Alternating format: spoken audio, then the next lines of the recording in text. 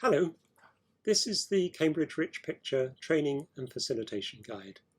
It's designed to help you learn how to use the Cambridge Rich Picture in engaging communities and others in conversations around the future of Cambridge.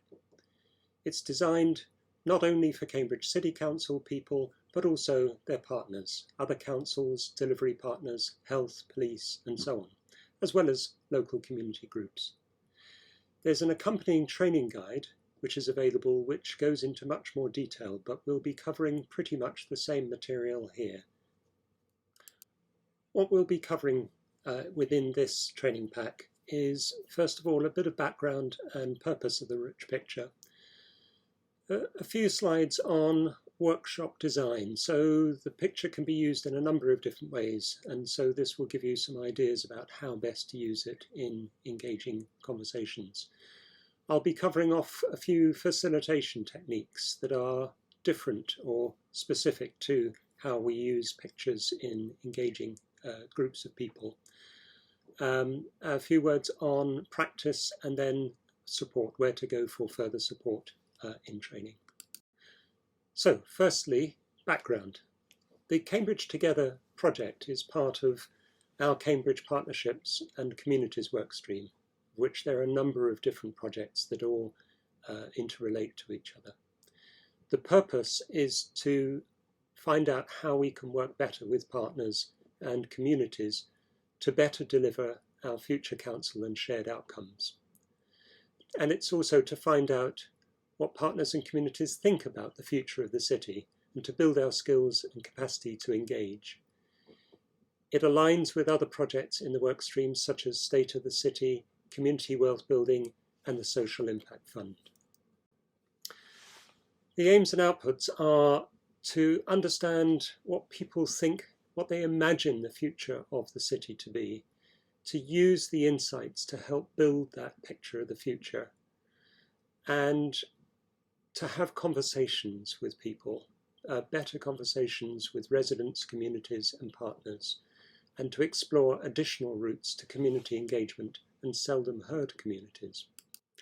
So firstly, a few words about Rich Pictures. They're an incredibly powerful tool when engaging audiences in something, particularly if it's complex or very big with lots of parts.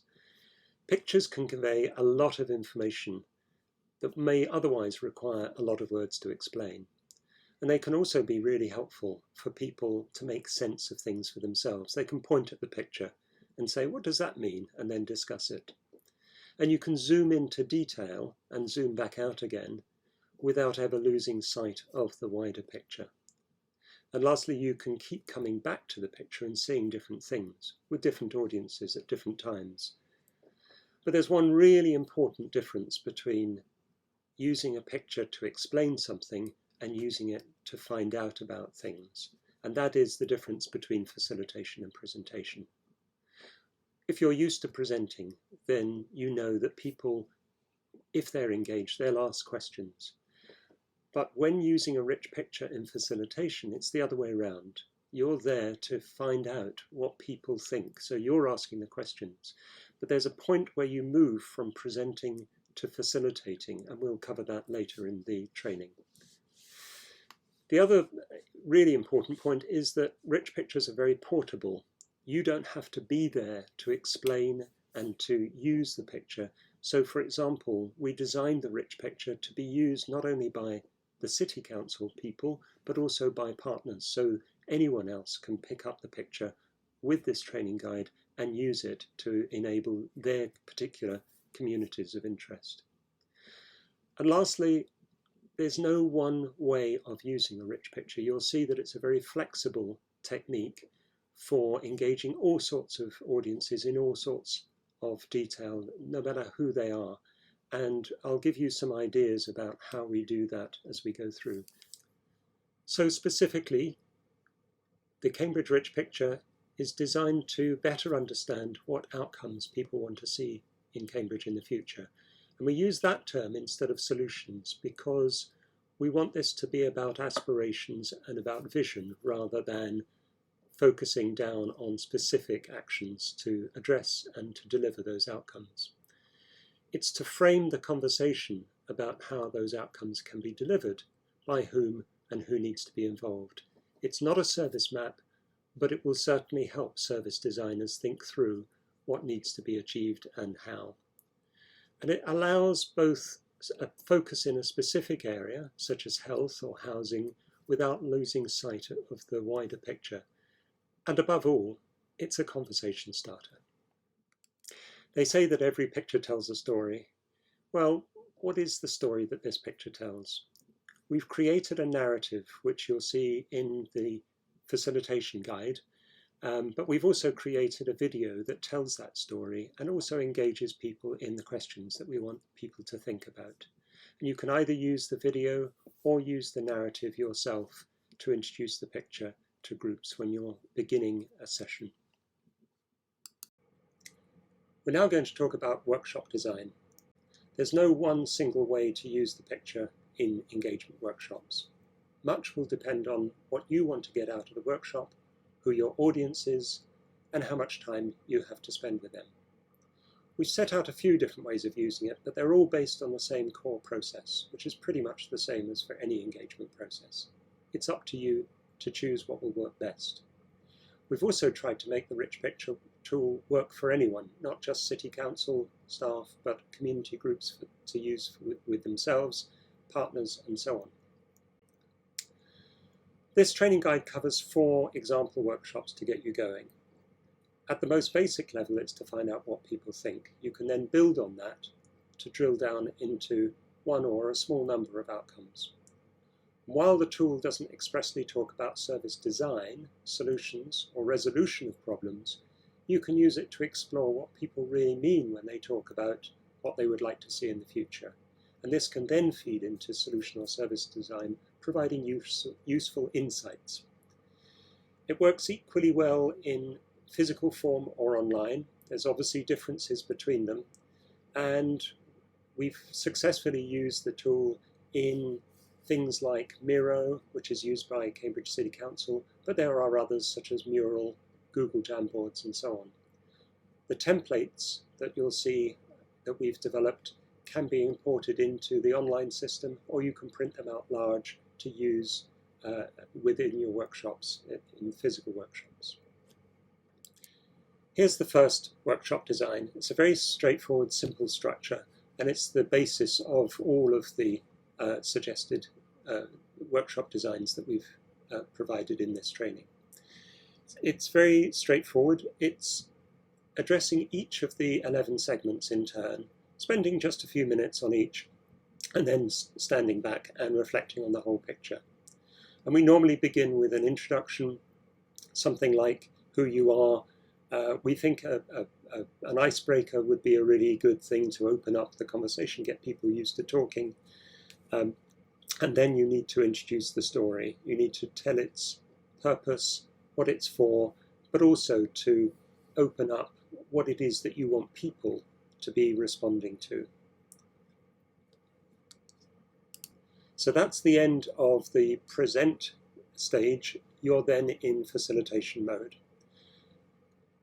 What you'll normally need to do is focus on one particular area and get people to just look at what's in the picture, reflecting on what's already written, what's drawn in there, and then give them a few moments to reflect on that, and then spend a few minutes just asking them, so what do you find is of interest in that segment of the picture? What draws their attention? And is there anything missing, for example? Don't be afraid to allow silence, because people will be absorbing and thinking, but you'll probably find that by the 11th segment, people are absolutely flying and full of ideas and thoughts and suggestions. You might group and cluster the ideas. If you're using post-its, which is what we normally use, and getting people to write on their post-its and put them on the picture, you might cluster them, group them, and say, oh, that one looks like this one. Shall we put those together? And that's a good way of summarizing the conversation as you're going. You could also do it at the end, but the further you leave it, the more difficult it will become. If you group and cluster as you go, that also shows that you're listening to what people are saying and you're considering their inputs. So at the end of about 55 minutes, you should have covered all of these segments. And it may well be that you stray off a subject, but the picture is there to help you, because you can say, let's move on to this next area. Something that sometimes really helps is also, if you've had a lot of good ideas, is to get people to choose their top 3. And we can either give people a pen and to just tick the post-its that they like, or to use coloured stickers or dots and put them on the ones that they are most drawn to. And then lastly, close with a summary of what you have heard, but also what the next steps are, and make sure that everyone feels that they've had a good session and that their ideas and thoughts have been taken on board. At the end of the workshop, you should have plenty of post-its and ideas to assemble. And you can either try and capture them, summarize them, group them, and so on, and put them into a document, or take a photograph and keep that. It's better if you sort them and put them into a document, because that can then be picked up by other work streams as useful input, particularly if it's being used in service design. On the screen now is a template that we've suggested. So for example, you might put area of picture at the top, so it might be health. And then if anyone's suggested that there are some missing outcomes, you could put those down, any new outcomes, and what the top 3 priorities are. That's a good way of managing all the information that you're getting out of the workshop. It's not the only way, but it's just a suggestion. The next type of workshop is all about partnerships and who needs to be involved in helping to deliver the outcomes. So imagine that for each outcome, there's a range of different organizations and partners that might be involved in helping to deliver that. Some might be in a very strong position, they might lead, others might be involved, and it all depends on what sort of resources they have and how close they are to the community that's involved. So the first thing to do is find out more about the outcome. That's at the bottom level there, number 1. Drill down into what that outcome looks like, how people describe it. The words on the picture are really just keywords, but it's important that you spend a bit of time finding out more about that outcome, the detail of it. Then move up to the next level, which is all about collaboration. Who needs to be involved? Who might have resources or capacity? And then the third level is about coordination. How does the outcome get delivered? Who leads that team of partners and who plays a supporting role? Here's a typical workshop profile for it. You might want to start with the exercise 1, which is the 90-minute exercise looking at the whole picture, and then drive down into the detail. And one approach is to take the top 3 ideas or top 5 ideas and take each one of those in detail and look at the individual partnerships that would need to come together to deliver that outcome. You might, if you didn't want to start with the whole picture, just start with a segment, but obviously you'll need a slightly different intro and explanation. But it's still worthwhile starting with the whole picture as the context, and we'll come back to that. So first exercise is to drill down into the details. So what does the outcome look like? And be as specific, tangible, and realistic as you can. So what is it really like? And how would you know that the outcome is being delivered? What needs to be true for this outcome to be achieved? What needs to be in place? And are there enablers that make it possible? Are there other outcomes, for example, that would need to be delivered to make sure that this outcome could be delivered? And lastly, who needs to be involved in the delivery and who leads? And then the last step is to talk about how that partnership might come together. Step back from it and say, how do we achieve that partnership? Here's a couple of templates. The first one is a straightforward grid. So take for each outcome, describe the outcome in as specific and tangible terms as you can, and talk about the enablers that would need to be in place and the partners. Here's a slightly different version, which focuses on the beneficiaries of that outcome, the segment at the top there. And again, it's really helpful to talk about who's going to benefit from this outcome, how would they benefit, how would they know that they're achieving the outcome for themselves. Lastly, it's about deep diving into one particular area. We said that this is not about specific service delivery design, but this is the stepping stone, if you like, to get from outcomes to maybe describing how that outcome might be achieved, which you could then take into much more detail. So that you might start with exercise 1 or 2. It's really helpful to go in those steps, but then brainstorm how the outcome might be achieved. What are the barriers and blockers that would prevent the outcome from being delivered? Describe a scenario for how this would play out, particularly in the recipient or the beneficiary's terms, the community involved. And for those of you who are used to writing program charters, try writing a simple statement or a paragraph that describes what that outcome is about and how it might play out.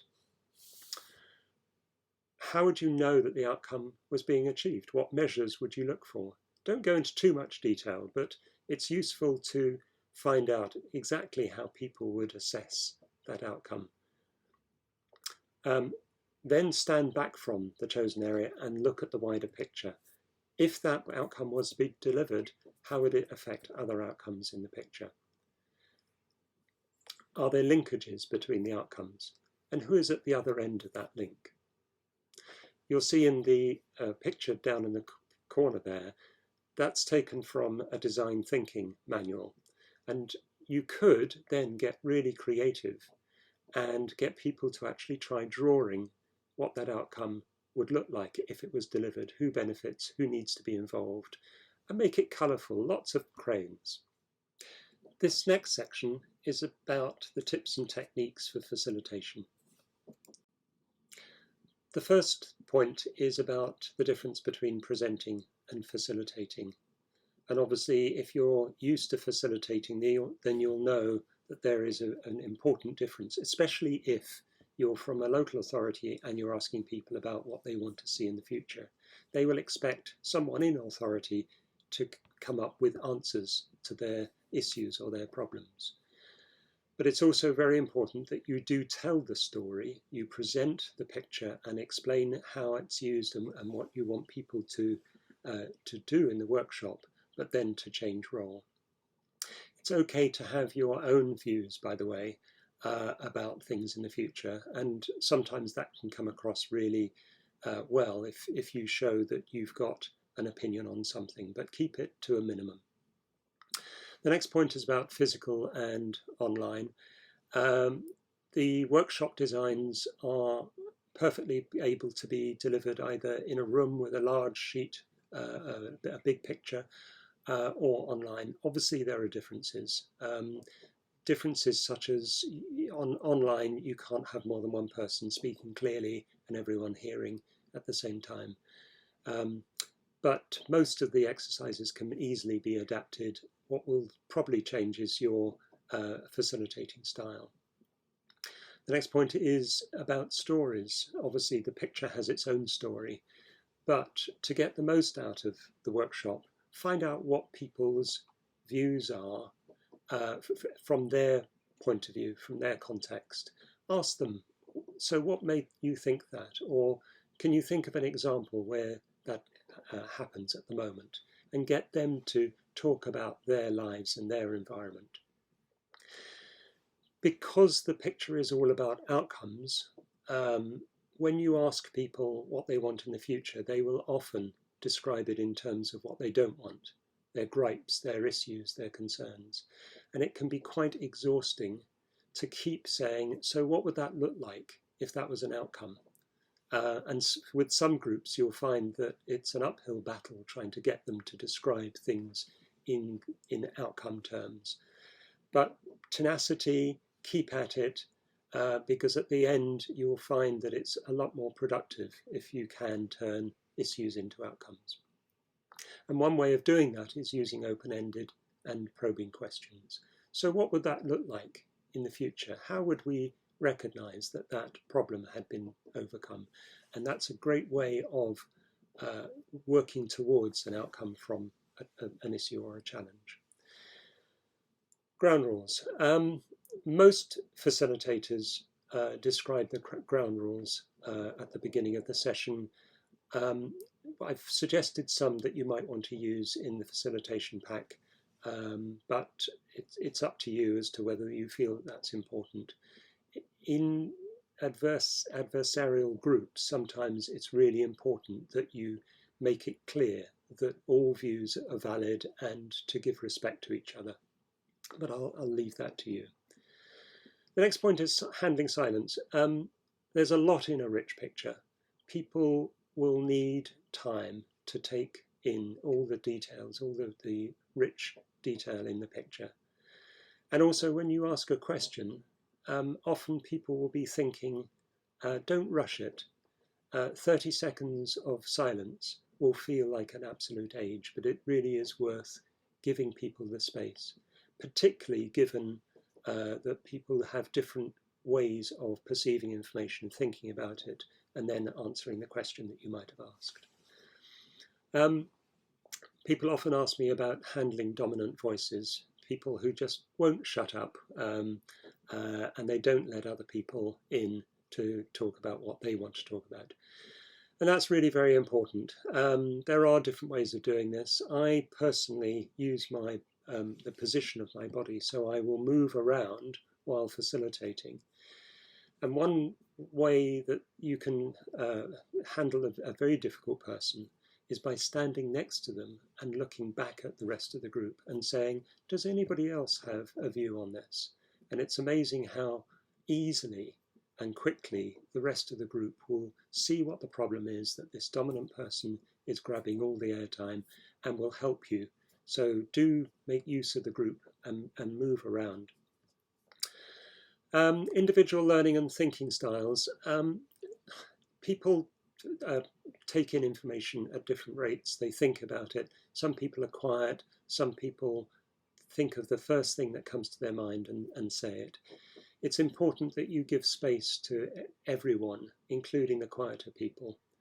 And this is where post-its come in handy, because if you say, I'm going to ask them a question and I'm going to give you some post-its, jot down your ideas over the next couple of minutes and don't speak. And don't, if people start wanting to talk, just write it down and get it on the board and then we'll talk about it. And that's a great way of giving space to people who would normally be quite quiet and might not speak up. They can still get their words onto the page. Cynics. A cynic is, a good way of looking at a cynic is that they are a good person who really cares about something. So they might get the bit between their teeth, find out what they care about, find out what it is and why they're saying what they're saying.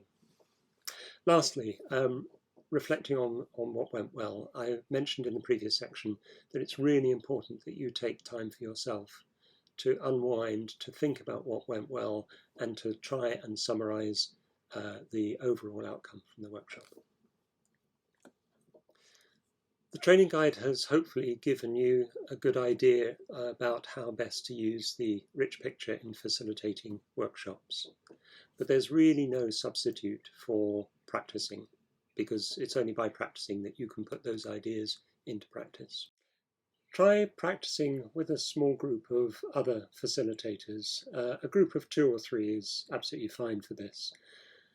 And what I suggest you do is each person takes a few moments to tell the story, and then maybe 3-5 minutes of facilitating a session, longer if you've got time, choose a segment to focus on. So start with the big picture and then choose a segment, facilitate a session, get people talking, writing post-its, cluster them as we go along, all the tips and techniques that we've suggested here. And then when each of you has had their turn, give feedback to each other. What worked particularly well and what would you do differently? And then as a group, have a think about what further support you might need. Lastly, support. Where do we go for support in developing our workshops? For Cambridge City Council staff, the support tools can be found on CityNet. Search for the rich picture. There is obviously the facilitation guide I've mentioned all the way through this. And also the image files will be available and copies of the picture in large format. That's A0, that's really big. Plus there will also be the narrative video, the short video that you can use as an intro, or you can use your own narrative to introduce the picture. For partners, there will be support tools on the Council's website, and they'll be live soon, and also the Rich Picture and Pudding Residents at the Communities report, which is also available, and you'll see it at the website on the link below. So lastly, for the closing comments, so do use this as a guide. You will design your own workshops according to your needs, or the needs of the group that you're reaching out to. But hopefully there will be enough ideas and thoughts in this guide. Do make sure that residents and communities feel that this is their opportunity to have their say about the future of Cambridge. It's a vitally important objective. And although seldom heard voices can sometimes be very difficult to reach, and that's why they often don't have a voice, but see how you can use the Rich Picture to reach out to people who wouldn't normally feel that they've got a voice. The Rich Picture tool is a resource for all, not just something that the City Council uses. So if you're a partner, health, police, wherever, do adapt the guide and the workshop materials to suit your communities, your audiences. And lastly, we really need to hear your feedback as to what worked well and your learning. So do feed any ideas and thoughts and suggestions back to us. Thanks very much.